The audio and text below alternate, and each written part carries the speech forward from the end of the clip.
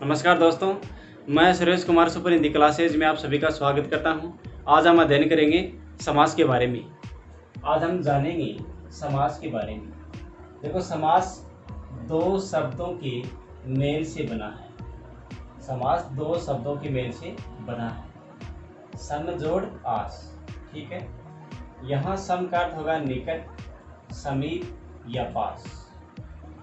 आस का अर्थ होता है बैठना, अर्थात शब्दों का पास पास बैठना, ठीक है। इसका शाब्दिक अर्थ होता है संक्षिप्त कर देना या छोटा रूप कर देना। अब देखो, शब्द संरचना की इकाई चार प्रकार से मानी जाती है। इसका पहला रूप होता है संधि का रूप, दूसरा समास का रूप, और तीसरा उपसर्ग, और चौथा रूप होता है प्रत्यय, ठीक है। और ये संयोग रूप भी माना जाता है, जैसे ये रूप संयोग का रूप ही है, ठीक है। अब इसकी परिभाषा जानते हैं।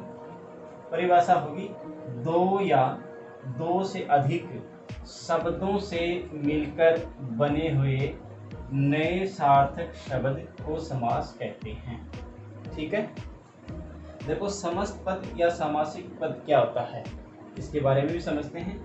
समास के नियमों से बना शब्द ये होता है, जैसे हवन सामग्री, ये क्या है, समस्त पद या सामासिक पद है, ठीक है। अब देखो, समास विग्रह क्या होता है। समस्त पद के सभी पदों को अलग अलग किए जाने की प्रक्रिया, जैसे हवन के लिए सामग्री। अब देखो, ये समास विग्रह हो गया। अब देखो, ये के लिए शब्द है, इसको हम क्या बोलते हैं, ये है विभक्ति। इसको योजक भी बोल सकते हैं और अव्यय भी बोल सकते हैं, ठीक है ना। अब देखो, ये जब हटा देंगे तो ये रूप बन जाएगा हवन सामग्री, ठीक है। ये है समस्त पद और ये है समास विग्रह, ठीक है। अब देखो, ये छोटा रूप हो गया हवन सामग्री, ये छोटा रूप, यही समास है, ठीक है। हवन के लिए सामग्री, यहाँ मैंने चर्चा की है शब्दों का पास पास बैठना, ठीक है। अब देखो, हवन के लिए सामग्री, ये अलग अलग रूप है। हवन के लिए सामग्री, अब देखो, ये रूप एक जगह हो गया, ये हवन सामग्री, यही समास है। अगला बिंदु है समास के भेद। यदि हमसे पूछ लिया जाए कि पदों की प्रधानता के आधार पर समास के कितने भेद माने गए हैं, तो हमारा उत्तर होना चाहिए 4। तो आइए इनको समझते हैं। पहला है पूर्व पद प्रधान, इसको पहला पद भी बोलते हैं, पहला पद, ठीक है। इसमें पहला पद प्रधान होता है, वो होता है अव्ययीभाव समास, ठीक है। दूसरा है उत्तर पद प्रधान, इसको दूसरा पद भी बोलते हैं, दूसरा पद, ये होता है तत्पुरुष समास। इसमें दो समास और आते हैं, एक तो कर्मधारय समास, एक होता है द्विगु समास। तीसरा है दोनों पद प्रधान, ये होता है द्वंद्व समास, इसमें दोनों पद प्रधान होते हैं, ठीक है। चौथा है दोनों पद अप्रधान, यह होता है बहुव्रीहि समास, ठीक है। इसमें तीसरा अर्थ प्रधान होता है, तीसरा अर्थ प्रधान होता है, ठीक है। यदि हमसे ये पूछ लिया जाए कि मूल रूप में समास कितने हैं, यहाँ तो पदों की प्रधानता के आधार पर था कि समास के कितने भेद माने गए हैं, 4। यहाँ है मूल रूप में समास, यहाँ उत्तर होगा 5, ठीक है। पहला है केवल समास, दूसरा है अव्ययीभाव समास, तीसरा है तत्पुरुष समास। इसके दो भेद होते हैं, एक तो समानाधिकरण तत्पुरुष और एक व्याधिकरण तत्पुरुष, ठीक है। इसके फिर से दो भेद किए गए हैं, इसमें कर्मधारय समास और द्विगु समास आते हैं। इसके 6 भेद होते हैं, इसमें कर्ता और संबोधन कारक को छोड़कर बाकी सभी 6 इसमें आते हैं। एक तो कर्म, करण, संप्रदान, अपादान, संबंध और अधिकरण, ठीक है। अगला बिंदु है हिंदी में समास के भेद। देखो, हिंदी में समास के भेद 6 माने गए हैं, ठीक है। पहला है अव्ययीभाव समास, इसमें प्रथम पद प्रधान होता है, ठीक है। दूसरा है तत्पुरुष समास, इसमें दूसरा पद प्रधान होता है। तीसरा है कर्मधारय समास, इसमें भी दूसरा पद प्रधान होता है। चौथा है द्विगु समास। इसमें भी दूसरा पद प्रधान होता है, क्योंकि ये तत्पुरुष समास के ही भेद माने गए हैं। तत्पुरुष समास में आते हैं कर्मधारय और द्विगु समास। पांचवा है द्वंद्व समास। इसमें दोनों पद प्रधान होते हैं, ठीक है। अगला है बहुव्रीहि समास। इसमें तीसरा अर्थ प्रधान होता है, ठीक है। तो हमने पढ़ा, पहला पदों की प्रधानता के आधार पर समास 4 और मूल रूप में समास 5 होते हैं, ठीक है। तीसरा है हिंदी में समास पूछे जाए कितने हैं? 6। यदि हमसे ये साधारण रूप से पूछ लिया जाए कि समास के कितने भेद होते हैं तो हमारा उत्तर 6 ही होना चाहिए, ठीक है। अगर इस प्रकार से पूछा जाए कि पदों की प्रधानता के आधार पर समास के कितने भेद होते हैं तो 4, मूल रूप में समास तो हमारा उत्तर होना चाहिए 5, और हिंदी में समास कितने होते हैं तो 6, ठीक है। अगला बिंदु है अव्ययीभाव समास। सबसे पहले इसकी परिभाषा समझते हैं। जिस समास का पहला पद या पूर्व पद या प्रथम पद प्रधान होता हो उसे अव्ययीभाव समास कहते हैं, ठीक है। अब इसकी पहचान समझते हैं। प्रथम पहचान है पहला पद प्रधान होता है। दूसरी पहचान है पहला पद अव्यय होता है। तीसरी पहचान है पहला पद उपसर्ग होता है। और अंतिम पहचान है पद की आवृत्ति या पुनरावृत्ति शब्द, ठीक है। अब देखो, इस समास की मूल विशेषता है अपरिवर्तनशीलता।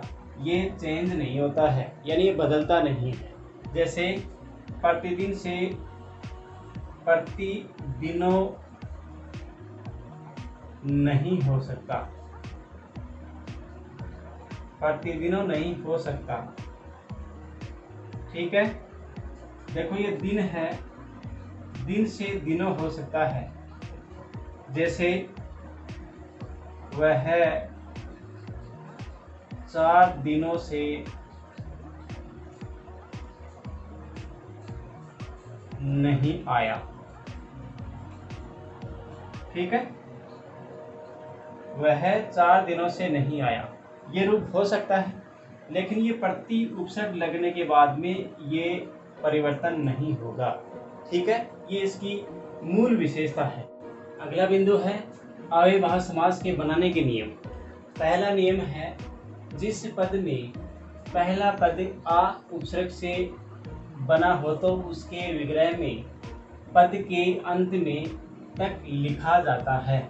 जैसे आजीवन, यहाँ आजीवन में आ उपसर्ग जुड़ा हुआ है, इसका समास विग्रह होगा जीवन रहने तक, अर्थात जीवन भर, ठीक है। अगला शब्द है आजन्म। यहाँ भी आ उपसर्ग जुड़ा हुआ है, इसका समास विग्रह क्या होगा? जन्म तक। देखो, तक लिखा हुआ है। इसके बाद में आमरण, इसमें भी आ उपसर्ग जुड़ा हुआ है, इसका समास विग्रह होगा मरण तक। इसके बाद में आकंठ, देखो इसमें भी आ उपसर्ग जुड़ा हुआ है, इसका समास विग्रह होगा कंठ तक, ठीक है। दूसरा नियम है जिस पद में पहला पद बे, नी, ना, निर, निस उपसर्ग से बना हो तो उसके विग्रह में प्राय रहित जोड़ते हैं अथवा प्रारंभ में बिना शब्द लिख दिया जाता है। जैसे निडर, डर से रहित, ठीक है, डर से रहित। देखो, ये रहित शब्द जुड़ गए।